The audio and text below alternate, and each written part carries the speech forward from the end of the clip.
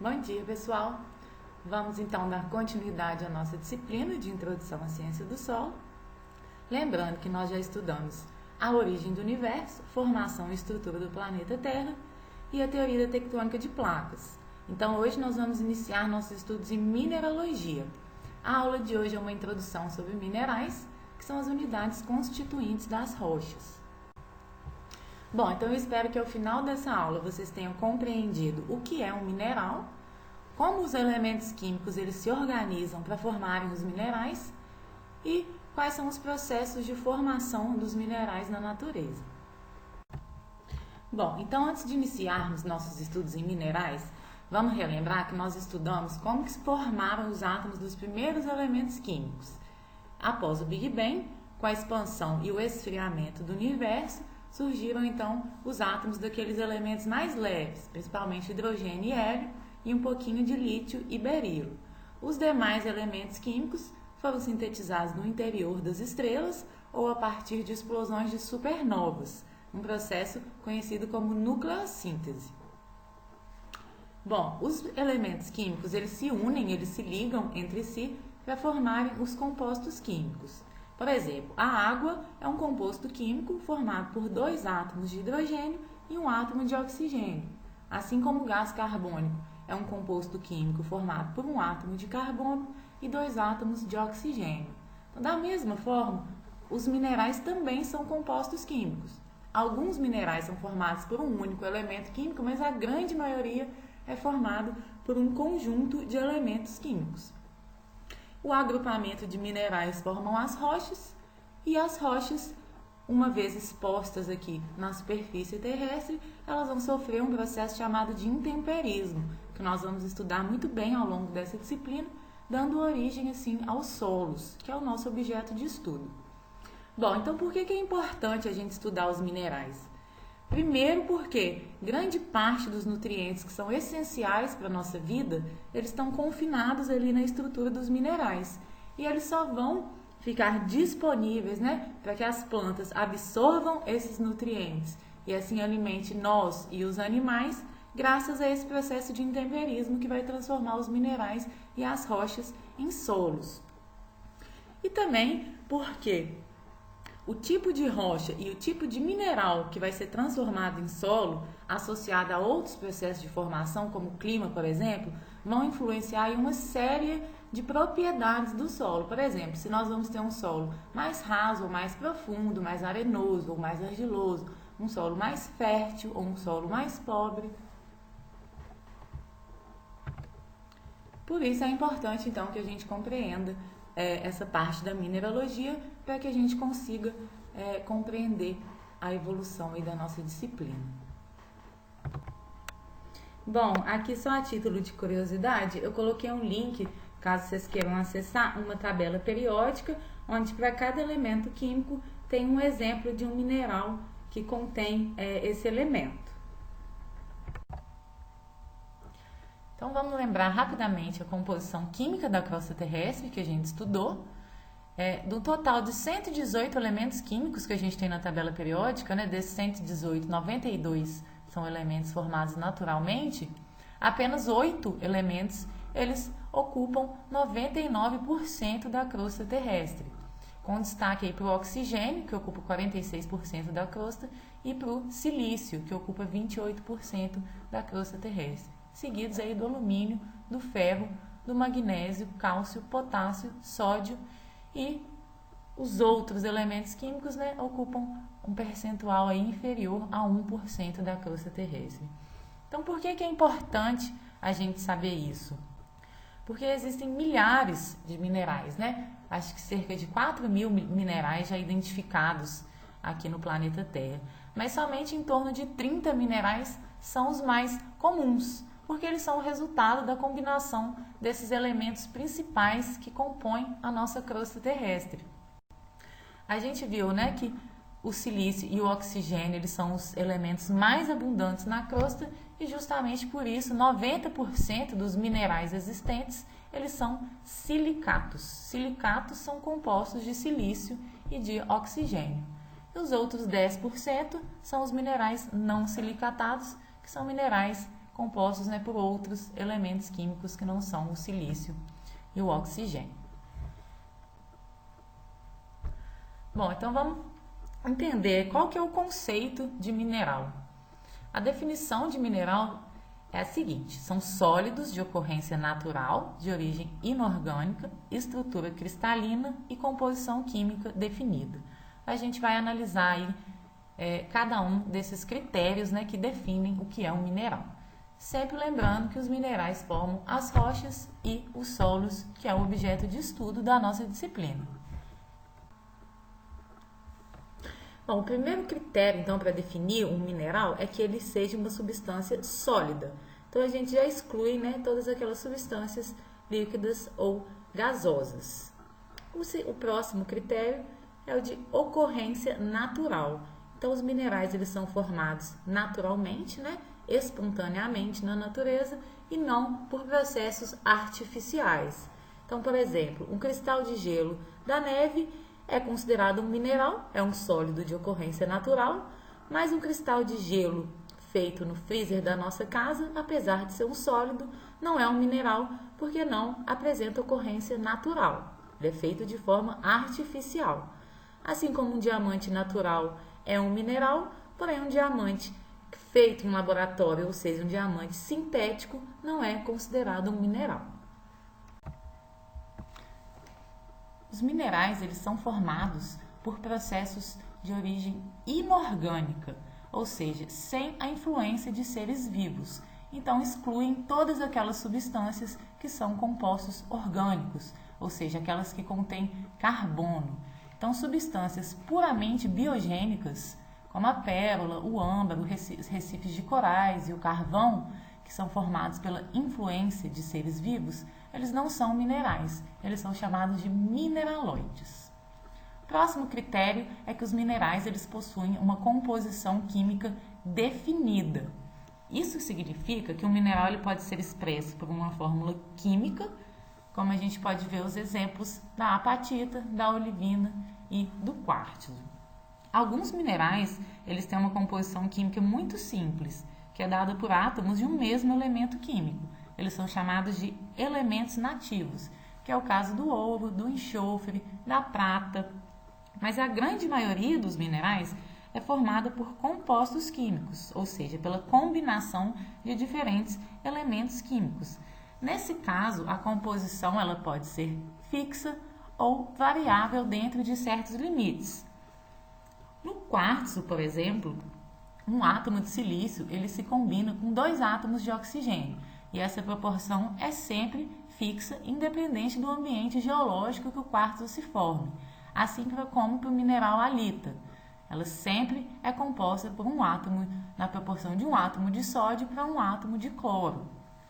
Agora, existem outros minerais onde é possível a substituição de um ou mais elementos da fórmula química original por outros elementos, como é o caso da olivina. Na olivina, além de conter silício e oxigênio, ela pode conter também somente magnésio, somente ferro ou uma combinação de ambos. Por isso, a fórmula da olivina é expressa dessa forma: magnésio, ferro, 2SiO4. O último critério é que os minerais apresentam estrutura cristalina, ou seja, eles possuem um arranjo atômico altamente ordenado. Então, isso significa que os átomos que compõem os minerais eles estão distribuídos de forma ordenada, formando uma rede tridimensional, que é chamada de retículo cristalino. A estrutura cristalina ela é formada por unidades básicas, que chamamos de célula unitária. Essas células unitárias se repetem ao longo de uma estrutura tridimensional. A célula unitária é como se fosse o tijolo que vai servir de base para a construção do retículo cristalino, onde cada átomo ocupa uma posição definida dentro da célula unitária. Por exemplo, o mineral halita possui um sistema cristalográfico cúbico. Os íons de sódio e cloro eles se empacotam segundo uma estrutura cúbica. Por isso, a cristalização do sal comum ela se dá na forma de cubos. Existem 7 tipos de sistemas cristalinos, né? Que são a forma como os átomos dos elementos químicos eles se organizam para formarem a estrutura dos minerais. Então, nós temos os sistemas cristalinos cúbico, tetragonal, hexagonal, ortorrômbico, romboédrico, monoclínico e triclínico. Aqueles materiais sólidos que atendem a todos os critérios de minerais, porém não apresentam estrutura cristalina, ou seja, eles não apresentam um arranjo atômico ordenado, eles são chamados de mineraloides. São materiais amorfos, que é o caso dos materiais vítreos, como a obsidiana.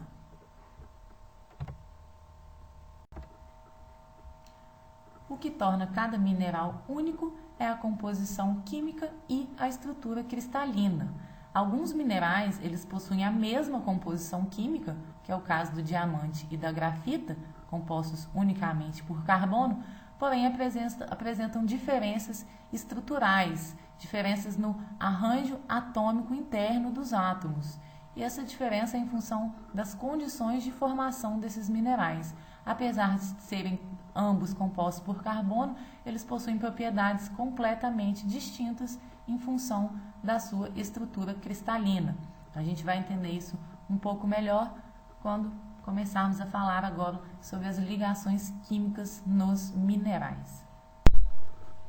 Bom, agora vamos entender como que os elementos químicos eles se ligam para formarem os minerais. Então vamos relembrar que os átomos dos elementos químicos eles têm um núcleo, onde tem partículas com carga positiva, que são os prótons, e partículas com cargas neutras, que são os nêutrons, e cargas elétricas negativas orbitando ao redor desse núcleo, que são os elétrons. Bom, então por que os átomos eles tendem a se ligar? Então, para formar compostos químicos, como os minerais, os átomos eles se combinam entre si para buscar estabilidade. O que é isso? Então, o átomo ele sempre vai tentar preencher sua camada eletrônica mais externa, que é a chamada camada de valência, que é essa que vocês estão vendo na figura, com o número máximo de elétrons que ele pode suportar. É o que diz a famosa regra do octeto, que um átomo ele atinge estabilidade quando possui 8 elétrons na camada eletrônica mais externa, que é a camada de valência. Então, nessa figura, a gente está vendo um exemplo de um átomo do elemento argônio, que é um gás nobre. Todos os gases nobres, eles já possuem essa camada externa, a camada de valência, totalmente preenchida, já tem 8 elétrons ali. Mas os demais elementos químicos, eles não têm essa camada de valência totalmente preenchida. Então, eles vão tender a doar, a receber ou a compartilhar elétrons com outros átomos, buscando atingir a estabilidade, né? Buscando preencher essa camada de valência com os 8 elétrons que ele consegue suportar. Então, essa interação entre os átomos, ela vai originar forças de natureza elétrica que ligam entre si as partículas que são componentes dos minerais. São chamadas ligações químicas. Então, o tipo e a intensidade dessas ligações químicas vão influenciar em várias propriedades dos minerais que a gente vai ver na próxima aula. Bom, nos minerais ocorrem principalmente 2 tipos de ligações químicas, que são as ligações iônicas e as ligações covalentes. Então, as ligações iônicas, elas se formam por atração eletrostática entre íons de cargas opostas, então íons de carga positiva e íons de carga negativa. Então, nesse processo ocorre a transferência de elétrons. Um átomo vai perder elétrons e outro átomo vai ganhar elétrons. Então, vamos entender isso com o exemplo do mineral halita, que é um mineral formado exclusivamente por ligações iônicas. Então, a halita ela é composta por átomos de sódio e átomos de cloro. A princípio, esses átomos eles estão no estado neutro, eles têm o mesmo número de elétrons e de prótons, ou seja, eles não têm carga. Mas o átomo de sódio, ele tem só um elétron na sua camada de valência e ele tem 8 elétrons na camada anterior. Então, a tendência é que ele doe esse elétron para ele perder essa camada mais externa. Já o átomo de cloro, ele tem 7 elétrons na camada de valência. Então, a tendência é que ele receba, que ele ganhe um elétron para preencher sua camada de valência e assim ficar estável. Então, quando um átomo de sódio ele encontra um átomo de cloro, ele vai doar um elétron para o átomo de cloro. e assim eles passam então a se comportarem como íons, eles vão adquirir carga. Como o átomo de sódio ele está perdendo um elétron, ele está doando um elétron, ele passa a ser um íon com carga positiva, que é chamado de cátion. Já o cloro, que está recebendo um elétron, ele passa a ser um íon de carga negativa, que é chamado de ânion. Então, um íon de carga positiva vai atrair um íon de carga negativa. E assim, eles se ligam, né, em uma estrutura cúbica, formando o mineral halita.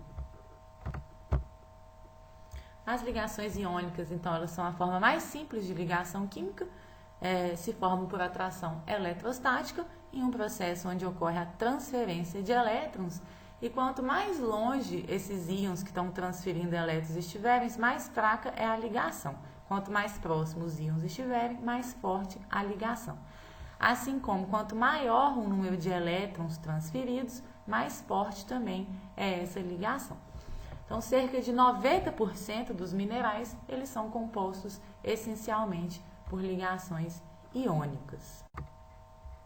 Já nas ligações covalentes, ocorre o compartilhamento de elétrons. Então, ao contrário das ligações iônicas, nesse caso, não há transferência de elétrons. Nenhum elemento ganha e nenhum elemento perde elétrons. Então, portanto, não há formação de íons, não há geração de cargas elétricas. Essas ligações, elas vão se estabelecer quando ambos os átomos eles querem receber elétrons. Então, eles decidem por compartilhar os elétrons.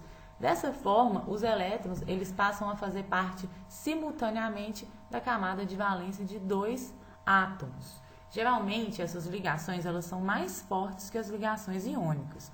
Então, é o caso, por exemplo, do diamante, que é formado exclusivamente por átomos de carbono. O carbono ele possui 4 elétrons na camada de valência, então ele vai compartilhar elétrons com outros 4 átomos de carbono, buscando preencher essa camada de valência e ficar estável. Então, a estrutura do diamante é formada por um átomo de carbono no centro, ligado a outros 4 átomos de carbono e uma estrutura tetraédrica, né, através de ligações covalentes. Bom, e o tipo de ligação química presente nos minerais está muito relacionado à resistência que esse mineral ele oferece. É o caso, por exemplo, da grafita e do diamante, que são ambos minerais compostos unicamente por carbono, mas possuem propriedades completamente distintas. No caso do diamante, ele se forma nas condições de altas temperaturas e pressões lá no manto da Terra. Então, a alta pressão e temperatura do manto, ela força os átomos de carbono do diamante a ficarem fortemente empacotados em uma estrutura tetraédrica. Então, no diamante, cada átomo de carbono está conectado a outros 4 átomos de carbono através de ligações fortes, ligações covalentes, que proporciona a ele uma estrutura rígida em todas as dimensões. Agora, já a grafita, ela se forma em condições de temperatura e pressão muito mais baixas, né, que são as condições aqui da crosta terrestre. A estrutura da grafita consiste em camadas ou folhas sobrepostas, onde os átomos de carbono eles possuem ligações fortes no mesmo plano, mas essas folhas elas estão ligadas através de ligações muito fracas, então que facilmente podem ser quebradas, né, ou rompidas. Por isso a grafita é um mineral muito mais macio, muito menos resistente do que o diamante. Bom, vamos entender agora como que os minerais eles se formam. Os minerais eles se formam pelo processo de cristalização, que é o crescimento de um sólido a partir de um gás ou de um líquido, com átomos se agrupando em proporções químicas e arranjo cristalino adequado. Então, vamos imaginar a água. Se a gente diminui a temperatura dela abaixo do ponto de congelamento, abaixo de 0 graus Celsius, começam a aparecer ali cristais de gelo. Então, a gente pode pensar da mesma forma com o magma ou a lava de um vulcão. À medida que ele vai se resfriando, começam a cristalizar minerais sólidos, né? Os íons que estavam ali diluídos, eles começam a se juntar, a se combinar, dando início à cristalização dos minerais. Bom, então os minerais, eles podem se formar através de diferentes processos. Nós vamos estudar aqui 3 processos principais, mas existem outros processos também que dão origem a minerais.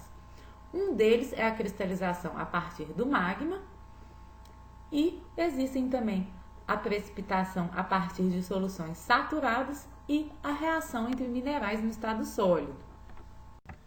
Bom, então o primeiro processo que a gente vai ver de formação de minerais é a precipitação a partir de soluções saturadas. Então a cristalização de minerais a partir de soluções aquosas pode acontecer tanto em condições de baixas temperaturas quanto de altas temperaturas. Então nós vamos ver primeiro aqui em condições de baixas temperaturas, que é um processo muito importante na formação de rochas sedimentares químicas, que a gente vai estudar quando a gente iniciar nossos estudos em petrologia. Para a gente entender isso, vamos imaginar que a gente tem um recipiente com água e a gente começa a adicionar ali sal nessa água. Chega a determinado ponto que a gente adicionou tanto sal que a gente satura essa solução, ou seja, a água ela não consegue mais diluir esse sal. Então, parte do sal ele se mantém no estado sólido e se deposita ali no fundo do recipiente. Então, é a mesma coisa que acontece em locais onde a gente tem um acúmulo de água enriquecida com sais, né? Por exemplo, nas lagunas, que são depressões próximas à costa.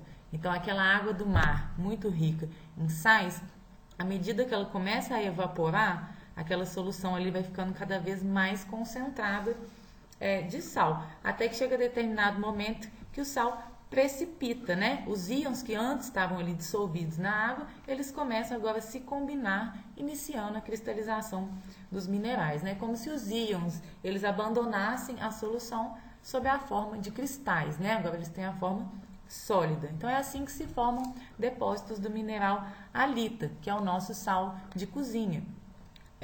A calcita é outro mineral que se forma também a partir da precipitação de soluções saturadas, né? O principal componente aí dos calcários agrícolas.